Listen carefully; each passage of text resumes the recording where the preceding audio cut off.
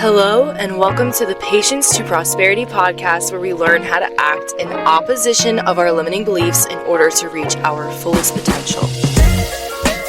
Hey guys, it's your host, Lizzie, and I'm so excited to bring in this new year with all of you. Whether it be your first time listening to this podcast, or whether you tune in every single week, I'm so grateful for every single one of you. And 2024 was a huge year for me, especially because it was the year that I started this podcast. And I can't even explain how much it's brought into my life and how much it's come to help me know myself deeper and grow. All along helping others do the same, which I think is such a beautiful thing and the whole reason why I started this podcast. So just feeling super grateful. I'm not going to talk your ear off about my personal gratitude because I really want to get into the concepts of this episode. If you clicked on this episode, you probably will notice that it's a different take than your typical New Year's podcast episode. We're not talking about resolutions in this episode. We're talking about the actual opposite of resolutions. How we can actually just make lifestyle choices that stick for us this year in a way that feels natural, that feels loving, that feels expressive and joyful, rather than taxing and ultimately draining. Because if you make it a resolution to do something that you have never done before in your life and you want to start doing it every single day, that can feel so overwhelming, especially in the beginning, which will ultimately just lead you to feeling kind of down and kind of that you're not enough, that you don't have what it takes. And if that's where you're at right now, then this episode is hopefully going to feel like a breath of fresh air to you, because I'm going to teach you how to step into your power today in this new year, while also coming out of this year feeling accomplished, feeling like you did things. Because I don't know if I'm the only one, but every single time I come to the end of the year, it doesn't matter if I started 10 new things and accomplished everything I wanted to in the previous year. At the end of every single year, I just feel drained physically, emotionally, and I feel like I always could have done more. And the only reason that I feel that way is because I'm not taking pride for all of the things that I have done. Because we'll set out these big lists of resolutions that we want for ourselves, but then at the end of the day, God or the universe, whatever you believe in, has other plans for you. And that divine light, that divine power shows up for you in the ways that you show up for yourself. Whenever you are showing up for yourself, you are going to get something back from that. The intention that you put behind things has everything to do with what you get out of those things. If you make the intention to change yourself because you are not good enough as you are right now, then God or the universe is going to show you that you need to change your mindset in order to feel good doing that thing. I posted a TikTok not too long ago about this concept of becoming super, super aware of the initial feeling that arises for you every single time an opportunity comes up to do something. And the analogy that I used in the TikTok was, maybe it could be something as simple as you have the opportunity, the time, the health to work out today. But the initial feeling or thought that pops into your head when thinking about working out is that other people at the gym are going to judge you because you don't know what you're doing yet. In order for you to actually reap the benefits of working out, those endorphins that make you feel amazing after you work out and empower you to do that again, and feeling good in your body and feeling like you do know what you're doing and feeling super confident in the gym and outside of the gym. In order to feel that way, you need to attack the problem that was arising the second that you thought about working out. Why is it that you think that other people are going to judge you in the gym? Does that just mean that you're placing judgment on yourself? Does that just mean that you think you're not good enough yet? Because no one is outwardly telling you that you're not. Quick little intermission as I hop on here while I'm drinking my mud water. I just wanted to let you guys in on a special little discount for 15% off if you use my link in the show notes below, plus $20 off on top of that if you choose to get the starter pack and subscribe.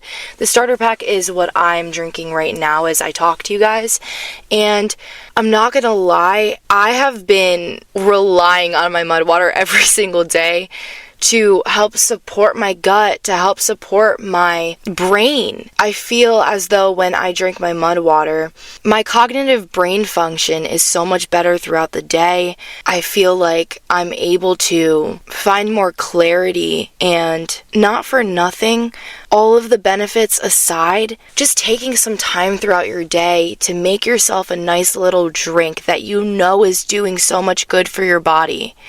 And sitting in stillness and sipping that drink and reminding yourself that every single sip is you pouring love into yourself is enough as it is. But if that's not enough to convince you, then I just wanted to let you guys in on some of the benefits of mud water. So with their original starter pack, it is a mushroom blend of adaptogenic mushrooms such as lion's mane, cordyceps, chaga, and reishi, which all have individual benefits for your overall health that you can go and research on your own, as well as cinnamon, turmeric, Himalayan salt, cacao, and masala chai. Those are all the ingredients in it. Natural medicine from the earth with ingredients that you can pronounce, with only 35 milligrams of caffeine and 100% organic ingredients. So go get your mud water today if you want to implement a little act of self-love into your life every single day.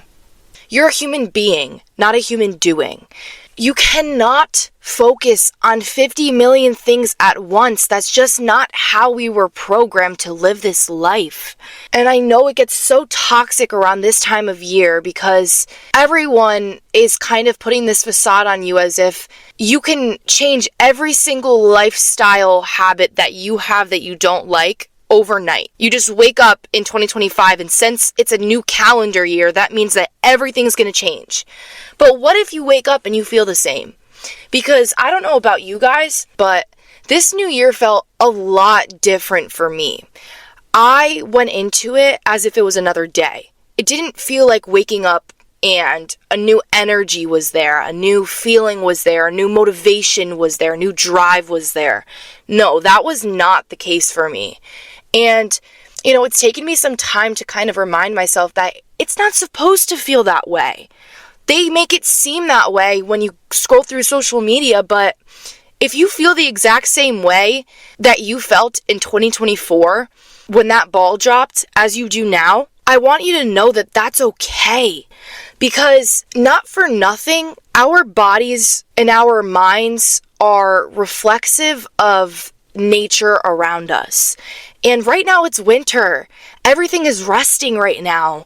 All of the animals are hibernating. They're getting their rest in, and they've been storing up their food for this time, and they're just enjoying being here and resting now. When spring comes, that's when this new energy comes in. That's when we step into our true power, and we take all of that rest and turn it into power. So if you feel kind of stagnant right now, if you feel like you're beating yourself down for not having this newfound energy within yourself, within your psyche, and that's making you stagnant, then I want you to stick around for this episode because we'll learn together how to translate this restful energy into a way that feels empowering. So, if you want to learn more in 2025, if you want to move your body more, if you want to become the best version of yourself, then we will learn how to do all of those things without setting absurd resolutions and goals for ourselves. Maybe you're looking back at 2024 and it feels like the longest year of your life, or maybe it was the fastest year of your life. Whatever that felt like to you, I want 2025 to feel restful and like a burst of energy. In this new year, we are not making it a goal to change ourselves, but to know ourselves deeper. Your little habits that you want to change can be changed whenever you decide. You don't need a New Year's resolution to do this. You can change those habits whenever you decide. What you're not changing, you're choosing. So I like to make a word of the year every single year. I've been doing this for probably the past 2 or 3 years, so it's somewhat fresh to me. But I think it's brought me a lot of purpose in my life, and it allows me to come back to myself and to come back to my why. The reason why I, have set out all these things for myself in this new year. The reason why I should say yes to these opportunities that are coming in. The reason why I should say no to some opportunities. It all comes back to that why that I set in the beginning of the year. And I make it really simple by just coming up with one word that I want to encompass my year. So last year, my word was learn. And I think I really did embody that because I wanted to learn more about myself, but also learn more about the world around me. Last year was a big year for me because it was my first time being a college student. It was my first time starting a podcast. It was my first time becoming a yoga teacher. And all that stuff was so new and so fresh. And so I wanted to make it my goal or my purpose in 2024 to just learn, to just be a sponge and absorb all of the information that was being taught to me, either directly or indirectly. I wanted to find that purpose and learn things on my own as well as from a teacher. And, I think I did a great job at that, but at the same time, I'm starting to realize that since so many new beginnings were fostering for me and so many new opportunities were coming up, I feel like I had my mind set more on doing than I did being. And that's why this year I'm making my word propagate. Maybe your word this year is be. Maybe you just want to be this year and to focus on being present more. Maybe your word is believe. Maybe you need to believe in yourself more. Maybe your word is trust. Maybe you need to trust yourself more. Because when you trust yourself, that is how you step into your power. Trust and patience go hand in hand. And, a big reason why I named my podcast Patience to Prosperity is because in order to find that ultimate prosperity, in order to step into your power and become your highest self, like I talk about in the intro of this podcast, is because with patience comes trust. If you are trusting yourself, then you are also being patient with yourself because you know that certain things take time and that you cannot control the timing of your life. That is not in your hands. That is not for you to dictate whether you're going fast enough or slow enough. Instead of asking yourself, am I going at the right pace? Maybe ask yourself, am I being present? Am I fully allowing myself to experience? Because the truth is, the whole meaning of life is to experience. Not to do, not to accomplish. Doing and accomplishing things comes from experiencing. When you experience things, that is when you get filled with purpose. That's when you get filled with new inspiration and new insight that channels through you so that you want to do other things, so that you want to set yourself out to accomplish things. So, I started talking about 2024 and how my word was to learn. And I felt like in some ways I really did rush myself this year. As much as I'm so proud of myself for accomplishing all of the things that I did and starting all of the things I did, this year I want to propagate all of the seeds that I planted in 2024 by taking all of the things that I started in 2024 and am continuing to bring into 2025.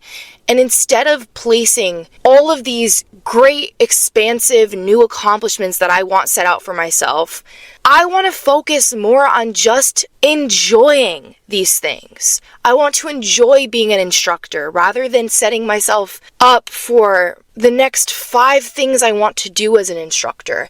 How about I just take it one class at a time? And I get my feedback from my students and I learn from them and I let them channel through me. How can I show up as my best self in my next class? How can I show up for them better in my next class? And I know it's hard because maybe you're someone like me where you're just a go-getter. That's just who you are at your nature, and you have all of these things already set up for yourself going into 2025. That's all good and amazing, and I'm not telling you to let go of those dreams and to stop accomplishing, to stop doing, but make sure that while you're accomplishing, you're being present. Let this be the year that you get to enjoy the fruits that have prospered from the seeds that you planted in 2024. When I say this, it's like a slap in my face, as much as I'm saying this for you guys to take and to internalize. I started this podcast, and my first season was titled Planting the Seed. And for me, that obviously had a lot to do with planting the seed of my podcast. But I wanted it to start off as the beginning of healing, the beginning of the healing process. That's why I started my first season with planting that initial seed, because every single day that you wake up is an opportunity to plant a new seed. That seed can be anything. It can be a new mindset. It can be a new word that you want to truly embody in your life. It could be a new skill that you want to set up for yourself for whatever reason it may be. It could be a new opportunity that you finally want to take hold of and make your own. Whatever that might be, ask yourself today, what seed can you plant today? Not just in 2025, not in a few weeks. What can you plant today? You're not behind because we're already 2 weeks into 2025. You're not behind for not already planting a seed. You are exactly right where you're meant to be right now. The reason that we have a new year and why we celebrate it and we make it this big woo-woo thing every single year is because as human beings, it is just in our nature to make meaning of everything in life. So a new year brings in an excuse to create new lifestyle habits, to step into new opportunities, to become new versions of yourself and know yourself deeper. But that doesn't mean that you should be putting expectations on yourself before even starting. Realize how ridiculous that is and how much that takes away from the actual purpose that you are wanting to prosper from this thing that you have set out for yourself in your head right now. You're taking away from that purpose when you set these expectations on yourself. Set intentions, not expectations. I know I sound like a broken record because I say that in so many of my episodes, but I truly live by that. And I will always, always preach things that I know that I should practice. And that is something that I try to implement as much as I can in my life. Make your priority this year to go slow and to rest often as your priority. Because rest is not just there to be there. Rest is vital in our life. Vital.